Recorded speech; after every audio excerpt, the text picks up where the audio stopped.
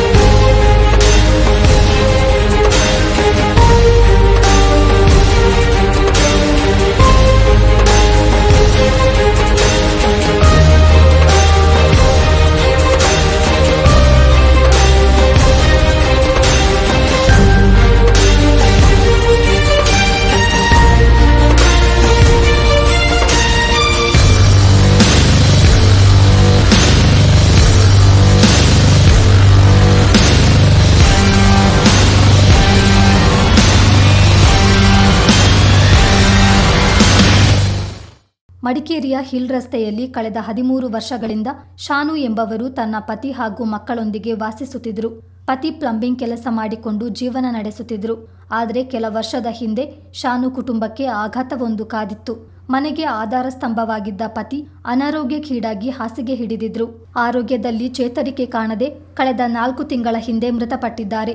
ಈಗ ಮನೆಯ ಜವಾಬ್ದಾರಿ ಶಾನು ಹೆಗಲ ಮೇಲಿದ್ದು ಮಗಳಿಗೆ ಬೆಂಗಳೂರಿನಲ್ಲಿ ವಿದ್ಯಾಭ್ಯಾಸ ಕೊಡಿಸುತ್ತಿದ್ದಾರೆ. ತಾನು ಅಕ್ಕಪಕ್ಕದ ಮನೆಗಳಲ್ಲಿ ಕೆಲಸ ಮಾಡಿಕೊಂಡು ಹಾಗೋ ಹೀಗೋ ಬದುಕು ಸಾಗಿಸುತ್ತಿದ್ದಾರೆ. ಕಳೆದ ವರ್ಷ ಮಳೆ ಕಡಿಮೆ ಇದ್ದ ಕಾರಣ ಯಾವುದೇ ಸಮಸ್ಯೆ ಎದುರಾಗಿಲ್ಲ. ಆದರೆ ಈ ಬಾರಿಯ ಮಳೆ ಶಾನು ಅವರ ಬದುಕನ್ನೇ ಕಿತ್ತುಕೊಂಡಿದೆ.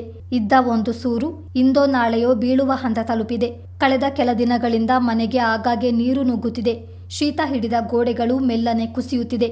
ಮನೆಯ ಹಿಂಭಾಗದಲ್ಲಿ ಚರಂಡಿ ವ್ಯವಸ್ಥೆ ಸರಿಯಿಲ್ಲದೆ ಮಳೆ ನೀರೆಲ್ಲ ಒಮ್ಮೆಗೆ ಮನೆಗೆ ನುಗ್ಗಿದ ಕಾರಣ ಮನೆಯ ತುಂಬೆಲ್ಲ ನೀರು ತುಂಬಿಕೊಂಡು ಸಂಪೂರ್ಣ ಜಲಾವೃತವಾಗಿದೆ. ಮನೆಯಲ್ಲಿ ಒಬ್ಬರೇ ಇದ್ದ ಶಾನು ಗಾಬರಿಗೊಂಡು ಆಕೆಯ ಸಹೋದರನನ್ನು ಕರೆಸಿದ್ದಾರೆ. ಇಬ್ಬರು ಸೇರಿ ಮನೆಯಿಂದ ನೀರನ್ನು ಹೊರಹಾಕಲು ಎಷ್ಟೇ ಪ್ರಯತ್ನಿಸಿದ್ರೂ ಮತ್ತೆ ನೀರು ನುಗ್ಗುತ್ತಲೇ ಇದೆ. ಮನೆಯ ಸಾಮಗ್ರಿಗಳೆಲ್ಲ ಕೆಸರುಮಯವಾಗಿದೆ. ಮನೆಯ ಗೋಡೆ ಹೆಂಚುಗಳು ಶಿಥಿಲಾವಸ್ಥೆಯಲ್ಲಿದ್ದು ಭಯಾನಕ ಸ್ಥಿತಿಯಲ್ಲಿದೆ. ಸರ್, ಒಂದು 10 ದಿವಸದಿಂದ ಕಷ್ಟದಲ್ಲಿ ಇದ್ದೀವಿ. ನೀರೆಲ್ಲ ಒಳಗಡೆ ಬರ್ತಾ ಇದೆ.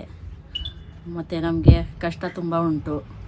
ಏನಾರೇ ಮೇಲೆ ಅಧಿಕಾರಿ ಹತ್ರ ಹೇಳಿ ನಮಗೆ ಏನಾರು ಸಹಾಯ ಮಾಡಿ. ತುಂಬ ಕಷ್ಟದಲ್ಲಿ ಇದ್ದೀವಿ ನಾವು. ಮತ್ತು ನಮಗೆ ಮುಸ್ತಫಣ್ಣ ಕಿಟ್ಟಿ ಎಲ್ಲ ಕೊಟ್ಟು ನಮಗೆ ಸಹಾಯ ಮಾಡ್ತಾ ಇದ್ದಾರೆ. ಅವರೇ ನಮಗೆ ಒಬ್ಬರು ಸಹಾಯ ಮಾಡ್ತಾ ಇರೋದು, ಮುಸ್ತಫಣ್ಣ, ಇಲ್ಲಿದು ನಮ್ಮ ಏರಿಯಾದ ಕೌನ್ಸಿಲರು. ಮತ್ತು ತುಂಬ ಕಷ್ಟದಲ್ಲಿ ಇದ್ದೀವಿ. ಏನಾರು ನಮಗೆ ಸಹಾಯ ಮಾಡಿ ಒಂದು ಮನೆ ಮಾಡಿ ಕೊಡಿ ನಮಗೆ ಇರೋಕ್ಕೆ.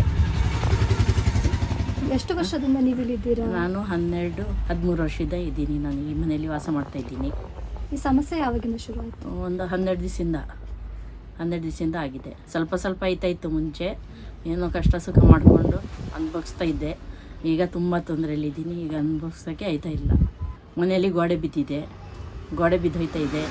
ನೀರು ಫುಲ್ ಬರ್ತಾ ಇದೆ. ನೀರು ಗೊಜ್ತಾ ಇದ್ದೀನಿ. ಕೆಲಸಕ್ಕೆ ಹೋಗೋಕ್ಕೆ ಆಯ್ತಾಯಿಲ್ಲ. ಕೂಲಿ ಕೆಲಸ ಮಾಡೋದು ನಾನು. ಕೂಲಿ ಕೆಲಸಕ್ಕೆ ಮಾಡೋಕ್ಕೆ ಆಯ್ತಾ ಇಲ್ಲ. ಇಲ್ಲಿ ನೀರು ಗೊಜ್ಕೊಂಡು ಮನೆಯಲ್ಲಿ ಇದ್ದೀನಿ. ತುಂಬ ಕಷ್ಟದಲ್ಲಿ ಇದ್ದೀವಿ ನಾವು. ದಯವಿಟ್ಟು ಏನಾದ್ರು ನಮಗೆ ಸಹಾಯ ಮಾಡಿ ಕೊಡಿ ಸ್ವಲ್ಪ. ಮೊದಲೇ ಆತಂಕದಲ್ಲಿದ್ದ ಅಕ್ಕ ಮತ್ತು ತಮ್ಮ ಮಳೆ ನೀರನ್ನು ಹರಸಾಹಸಪಟ್ಟು ಮನೆಯಿಂದ ಹೊರಹಾಕುತ್ತಿದ್ದಾಗಲೇ ಮತ್ತೊಂದು ಸಂಕಷ್ಟ ಎದುರಾಯಿತು. ಅಡುಗೆ ಕೋಣೆಯಲ್ಲಿ ತುಂಬಿದ್ದ ನೀರನ್ನು ಹೊರ ಚೆಲ್ಲುತ್ತಿದ್ದಾಗ ಶಾನು ಸಹೋದರ ಜಾರಿ ಬಿದ್ದು ಕಾಲಿಗೆ ಗಾಯ ಮಾಡಿಕೊಂಡಿದ್ದಾರೆ. ಆಸ್ಪತ್ರೆಗೂ ಹೋಗಲಾಗದೆ ಮನೆಯಲ್ಲಿ ಒದ್ದಾಡುತ್ತಿದ್ದ ದೃಶ್ಯ ಬೇಸರ ತರಿಸುವಂತಿತ್ತು. ಇನ್ನು ವಿಚಾರ ತಿಳಿದು ವಾರ್ಡ್ ಸದಸ್ಯ ಮುಸ್ತಫಾ ಕೂಡಲೇ ಶಾನು ಮನೆಗೆ ಭೇಟಿ ನೀಡಿ ಪರಿಶೀಲಿಸಿದ್ದಾರೆ. ಮನೆಯ ಹಿಂಭಾಗದಲ್ಲಿ ಚರಂಡಿ ಮಾಡಿ ನೀರು ಬೇರೆಡೆ ಹರಿಯಲು ವ್ಯವಸ್ಥೆ ಮಾಡಿದ್ದಾರೆ. ಆಹಾರದ ಕಿಟ್ ವಿತರಿಸಿ ಸೂಕ್ತ ಕ್ರಮದ ಭರವಸೆ ನೀಡಿದ್ದಾರೆ. ಶನಿವಾರ ಸ್ಥಳಕ್ಕಾಗಮಿಸಿದ ನಗರಸಭೆಯ ಪರಿಸರ ಇಂಜಿನಿಯರ್ ಸೌಮ್ಯ ಹಾಗೂ ಕಿರಿಯ ಆರೋಗ್ಯಾಧಿಕಾರಿ ನಿಶಾ ಮನೆಯನ್ನು ವೀಕ್ಷಿಸಿದರು. ಮನೆಯು ವಾಸಕ್ಕೆ ಅಯೋಗ್ಯವಾಗಿದ್ದು ತಕ್ಷಣ ಅವರನ್ನು ಸ್ಥಳಾಂತರಿಸಬೇಕಿದೆ. ಕಾರ್ಮಿಕ ಅಧಿಕಾರಿಯನ್ನು ಕಾಳಜಿ ಕೇಂದ್ರದ ನೋಡಲ್ ಅಧಿಕಾರಿಯಾಗಿ ನೇಮಿಸಿದ್ದು, ಅಗತ್ಯವಿದ್ದರೆ ಕಾಳಜಿ ಕೇಂದ್ರ ತೆರೆಯಲು ಸೂಚಿಸಬಹುದಾಗಿದೆ.